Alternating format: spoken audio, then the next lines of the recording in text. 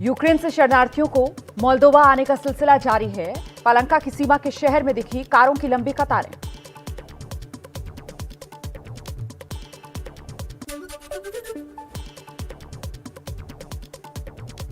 सुमी में अब भी करीब 600 के आसपास भारतीय फंसे हुए हैं। लगातार फायरिंग जारी है। बमबारी की वजह से राहत और बचाव के काम में दिक्कत आ रही है।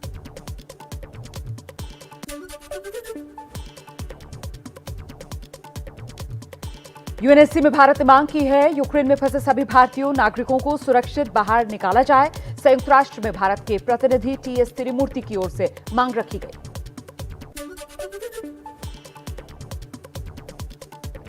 यूक्रेन में जारी रूसी गोलाबारी के चलते लाखों लोग देश छोड़कर सुरक्षित जगहों पर चले गए हैं। यूएनएचसीआर के मुताबिक अब तक 17 लाख लोग यूक्रेन छोड़ चुके हैं।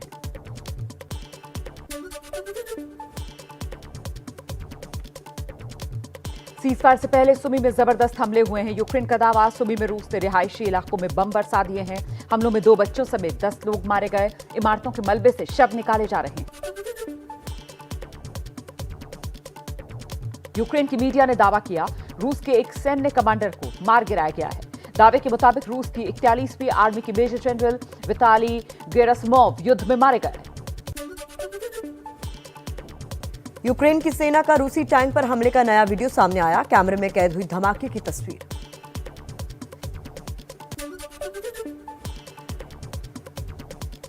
डोनेट्स्क में आम नागरिकों तक पहुंचाया गया राहत सामान। रूसी हमले के बाद डोनेट्स्क शहर तबाह हुआ। भीषण बमबारी से घरों को भारी नुकसान पहुंचा है। विदेश मंत्रालय का दावा, यूक्रेन में फंसे 16,000 भारतीय छात्रों को अब तक निकाला गया। 3,000 भारतीय यूक्रेन के पड़ोसी देशों में हैं। सुमी में फंसे भारतीयों को निकालने की कोशिशें जारी। यूक्रेन में फंसे छात्रों को लेकर रोमानिया से दिल्ली पहुंची विशेष उड़ान। दिल्ली एयरपोर्ट पर पहुंचने के बाद अपने परिजनों से मिले छात्र। यूक्रेन से लौटे छात्रों का घर वालों ने फूल माला और मिठाई से स्वागत किया। छात्रों ने बयां किए यूक्रेन के हालात। पूरी कंडीशन अभी पूरा खार्किव बर्बाद है, पूरा यूक्रेन इस टाइम तबाह हो चुका है। ऑब्वियसली पानी, इलेक्ट्रिसिटी और फूड की स्कार्सिटी होती है। ऊपर से वहाँ पे बॉम्बिंग और शेलिंग हो रही थी, जो कि बहुत ही अनयूजुअल है। मतलब हमने कभी नहीं ऐसी चीजें देखी थी। आज की फ्लाइट में लौटी स्वाति जैसी ही एयरपोर्ट पर पहुंची। मां ने उन्हें गले लगा लिया। स्वाति ने बताया कि वो खार्किव में फंसी हुई थी।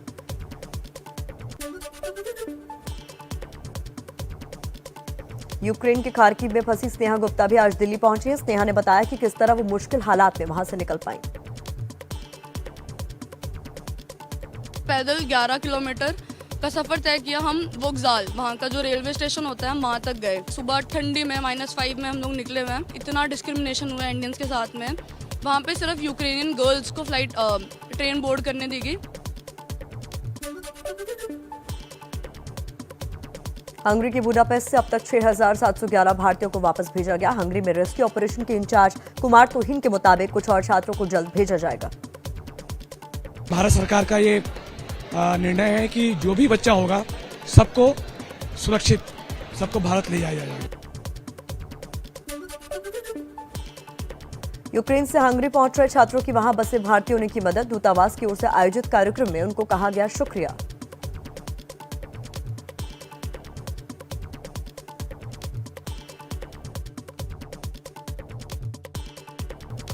उत्तर प्रदेश में बीजेपी को 228 से 244 सीटें, समाजवादी पार्टी गठबंधन को 132 से 148 सीटें मिलने का अनुमान है।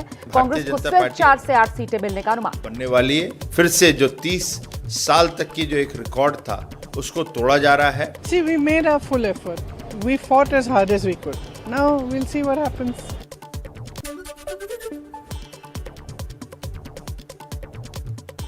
पंजाब में बन सकती है आम आदमी पार्टी की सरकार। सी वोटर सर्वे में आपको 51 से 61 सीटों का अनुमान। पंजाब में आम आदमी पार्टी बहुमत के बेहद करीब। ये बदलाव का चुनाव था और पंजाब के लोगों ने अकाली दल कांग्रेस पार्टी की जो सरकारें रहीं उन्हें खदेड़ा।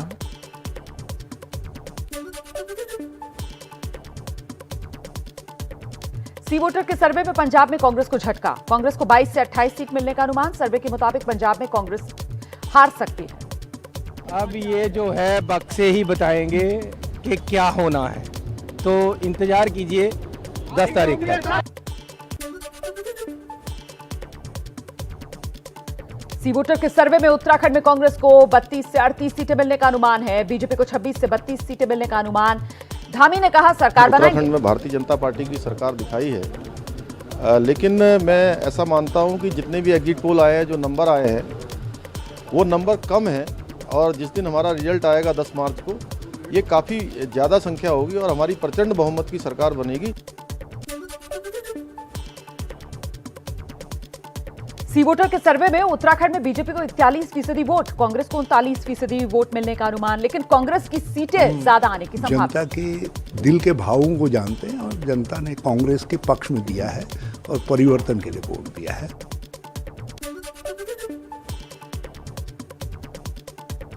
सी वोटर के सर्वे में गोवा में किसी पार्टी को बहुमत नहीं है। सर्वे के मुताबिक बीजेपी को 13 से 17, कांग्रेस को 12 से 16 सीट मिलने का अनुमान।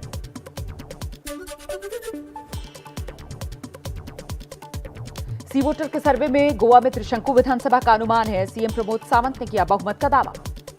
लेकिन मुझे पूरा विश्वास है कि बीजेपी को पूरे मेजोरिटी के साथ नंबर्स मिलेंगे, यानी 21 से ज़्यादा सीट भारतीय जनता पार्टी को मिलेंगे, मैं पूरे विश्वास के साथ कह सकता हूँ।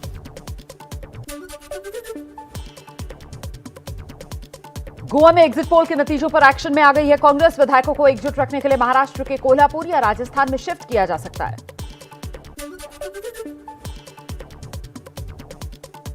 10 मार्च को आएंगे 5 राज्यों में विधानसभा चुनाव के नतीजे। एबीपी न्यूज पर 10 मार्च को सुबह 6 बजे से जरूर देखिए सबसे तेज नतीजे।